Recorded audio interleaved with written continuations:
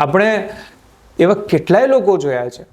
ઔરંગઝેબ, આપણે ત્યાં નામની વાતો કરીએ છીએ ને, રાઇફલમેન ઔરંગઝેબને ઓળખો છો, જેણે આ દેશ માટે પોતાનો જીવ આપી દીધો, એનું નામ ઔરંગઝેબ હતું.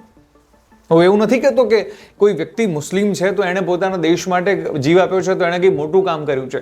કોઈ પણ વ્યક્તિ, હિન્દુ, મુસ્લિમ, શીખ, ઈસાઈ, જો પોતાના દેશ માટે જીવ આપે છે તો તમામ સરખા છે. મારો કહેવાનો મતલબ એટલો છે કે ધર્મના નામે આતંક ફેલાવતા લોકોને નફરત કરો, એમાં કંઈ ખોટું નથી, પણ એની સાથે આપણે એવા ન થઈ જઈએ કે આપણે ધર્મને જ નફરત કરવા લાગીએ. કારણ કે જે નેતાઓ તમને આવું બધું કરવા માટે ક્યારેક ભડકાવે છે, આવું બધું કહે છે, યાદ રાખજો, એ નેતાઓને જ્યારે વોટ જોઈતા હશે એ નેતાઓ ત્યાં જ બેઠા હશે.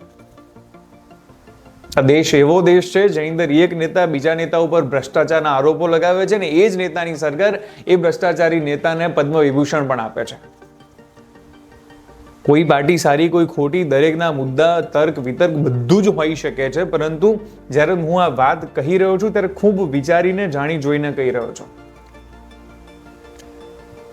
તમને જો આટલી વાત ન સમજાતી હોય, તમને જો આ એવોર્ડ વિજેતાઓની અંદર પણ ક્યાંક ધર્મ કે આવી બીજી કોઈ બાબતો દેખાતી હોય તો તમારી વિચારધારા તમને મુબારક છે, પરંતુ આપણને કોઈ એક ધર્મથી નહીં, ધર્મના નામે આતંક ફેલાવનારા લોકોથી ખતરો છે.